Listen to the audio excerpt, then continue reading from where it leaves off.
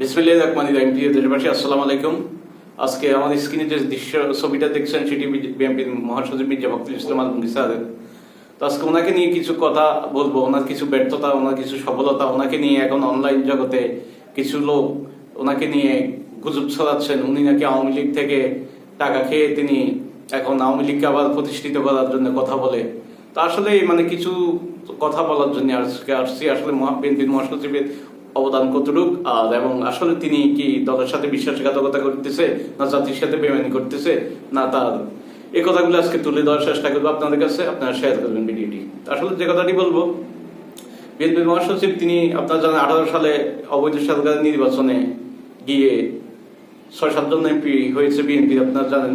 তা অন্যরা গিয়েছে, কিন্তু বিএনপির মহাসচিব তিনি সংসদে যাননি। তিনি যদি টাকা পয়সা চিন্তা করতেন তাহলে তো ওই টাইমে ওই অবৈধ সংসদে তিনি এমপি বা সংসদ সদস্য হতেন, তিনি সেটা করেননি। তা এখন যেটি আমাদের পাশের আমাদের আরেকটি দল সারাদিন খালি বিএনপি দর্শক গুণ টোকায়, তারা দুর্নীতি করে, তারা এই করে, তারা সেই করে, এগুলা খালি বলি বেড়ায় আর কি। তা এখন দেখেন, আর ওরা ঠিক আছে, ওরা 17 বছর দলের ক্ষমতার বাইরে, সবাই হামলা মামলা কেসে জর্জরিত, টাকা পয়সা, অর্থনীতি, ব্যবসা বাণিজ্য সবকিছুতে তারা বঞ্চিত। তো তারা আজকে যদি কোনো একটা কাজে বা কোনো একটা কিছুতে যায়, সেখানে ওরা ছাদাবাজি গন্ধ খুঁজে পায়। আর ওদের যে বড় বড় টেন্ডার গুলা করে, সেগুলা কিন্তু কাউকে বুঝতে দেয় না। আপনারা জানেন চট্টগ্রাম লালখান বাজারে একটি বিশাল প্রজেক্ট, আমার নামটি স্মরণ নাই, ওই প্রজেক্টে তারা যায় এখন হাত দিছে। আপনার তথ্য দেন বাংলা ভিশনের নিউজে, সেগুলা পাবেন।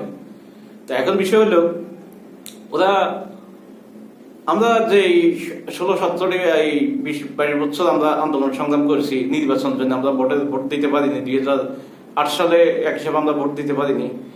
2008 সাল থেকে 2024 পর্যন্ত একটি ভোট আমরা দিতে পারিনি।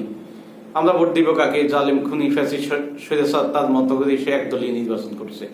সেখানে আমাদের তো ভোট কেন্দ্রে যাওয়াটাই নিশ্চিত ছিল।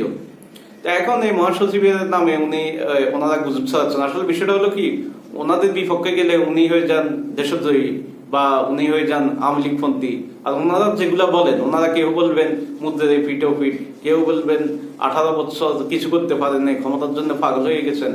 আর অন্যদিকে বলবেন ওরা ওই আওয়ামী লীগের সরকারি নেতাদেরকে ওনাদের কমিটিতে নিয়ে এখন স্থান দিতেছে। ওনাদের জন্য ওগুলা কোনো ব্যাপার না, কিন্তু ব্যাপারটা হলো খালি বিএনপির জন্য।